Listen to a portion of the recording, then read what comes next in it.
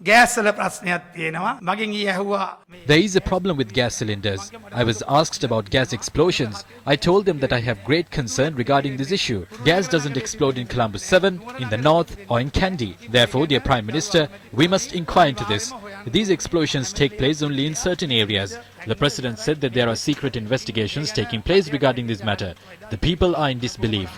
How can these explosions take place in certain areas in the country but not in Columbus 7 or the north?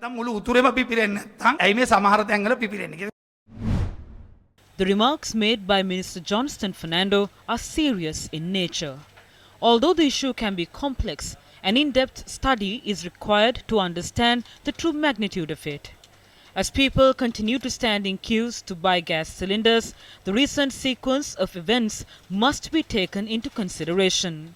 In April last year, Litrogas Lanka Limited released 18-litre gas cylinders to the market at a cost of 1,395 rupees. Although the price may seem low, the weight of the cylinder was 3.5 kilograms, less than the regular 12.5 kilogram cylinder. On many occasions, Newsfirst highlighted that the new 18-litre cylinder had a new composition of butane and propane. The Consumer Affairs Authority had claimed that Litrogas earned a 317 rupees profit from one such cylinder. In May last year, the Cabinet decided that the LAVs and Litrogas companies must jointly purchase, transport and store gas cylinders. The decision was made while LAVs Gas is developing a terminal in Hambantota to store a large quantity of cylinders. In June last year, a shortage of LAVs gas cylinders was reported in the market.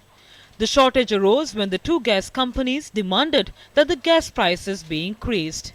While the Consumer Affairs Authority did not approve a change in prices, LAVs Gas suspended the importation of gas. Tushar Singha replaced Anil Koswata as the chairman of Litrogas Lanka Limited.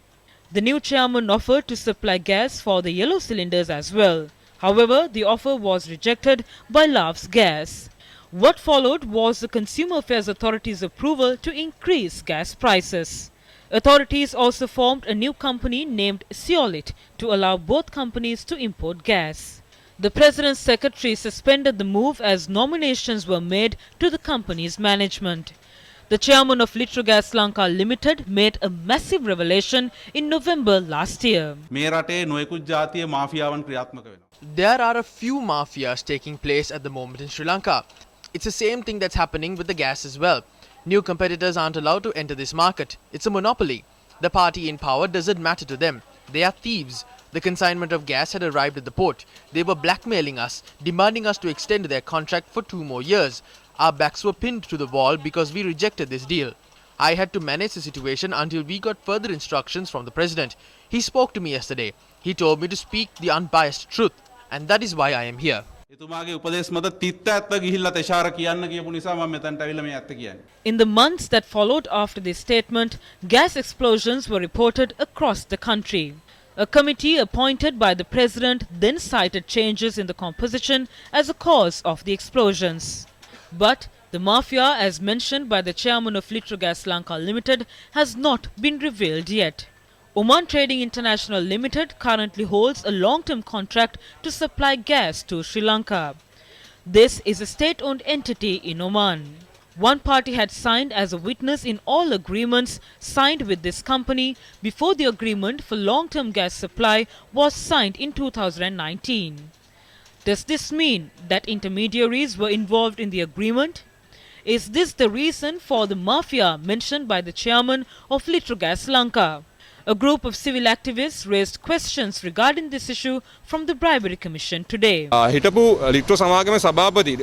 Oman Trading has been supplying gas to Litrogas since March of 2020 when it was under former chairman of the Litrogas, Anil Koswata.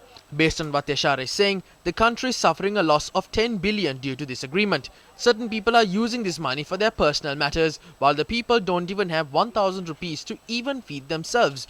We believe that someone who has carried out such a fraud is also capable of staging gas explosions.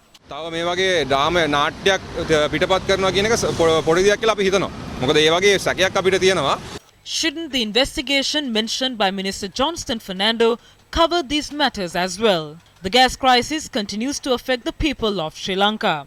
The people are severely affected as there are no cylinders in the market. අපි මේ දුක් විඳින කන්න බොන්න නැහැ ගෙවල් රස්සාවල් අත්හැරලා ඇස් කන්න නැති අය අපේ බලධාරී ඉන්නේ. අපි දැන් හතරේ ඉඳන් ඉන්නේ මෙතන. කොච්චර රස්තියද දුවන කට්ටාවු හිටගෙන. හතරේ ගිහලා උරුර මේ පන්සල් ගාන යටට නැහැ. මේක දැන් වලට ගිහලා බලන්න ඕනේ. කොහොම කාලා විනාශ කළා දැන් අපේ කාලයත් මංකොල්ල කනවා මෙතන. මේ අසාර්ථක නායකයෝ දැන්වත් රට දාලා යන්න ඕනේ. මම ප්‍රෙග්නන්ට්. අතර මට පැය ගානක් මෙතන හිටගෙන ඉන්න අමාරුයි. ඒත් කරන්න දෙයක් නැහැ. අපි කොළඹ ඉඳලා එන්නේ. ඊයේ රෑ ඉඳලා මේ විදිහට ගියොත් නම් අපිට ඇත්තටම ලංකාවක් නැතුව යාවි. කියන්න දෙයක් නැහැ එපා වෙලා ඉන්නේද? දැන් මේ හතරට ආවේ ගෑස් ගන්න ඊයේත් වැඩ නැහැ. කරන්න දෙයක් නැහැ. ඉතින් දැන් අර සැපෙන් තමයි ඉන්නේ.